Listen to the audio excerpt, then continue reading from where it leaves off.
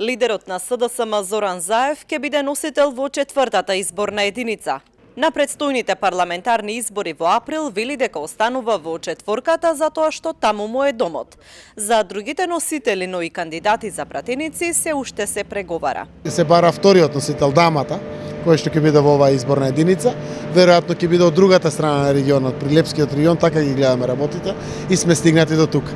Анализите следната недела следуваат, од недела вечер сум веќе во Скопје, тоа од утре вечер, за да можеме да ги видиме првите селекции кои што ги прават меѓународните и домашните групи во Социјалдемократскиот сојуз во моментот. Председателот на социјалдемократите тврди дека се подготвени за коалицирање со сите политички партии, освен со ВМРО ДПМНЕ, со кои имале диаметрално спротивставени ставови. Како што видовте, Алијанса и Алтернатива ја објавија пред нас коалицијата. Тие договорија со кои склучуваат коалиција, Дуи истакна дека одат сами.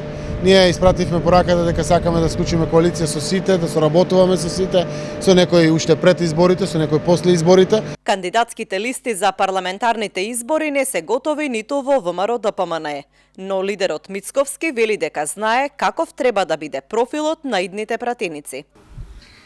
Па мислам дека тоа ќе бидат луѓе кои што се почитувани од средината, луѓе кои што Охрид им е пред се, би рекол Охрид и Македонија им се пред се. Тоа се луѓе кои што имаат интегритет, сериозен трак рекорд позади себе, сериозно животно портфолио и професионално портфолио, луѓе во кои што јас лично како претседател на ВМРО ДПМН, партијата, но и охрињани може да се потпрат. Според најавите, работните групи на БЕС и СДСМ треба да почнат со пишување на заедничката предизборна програма.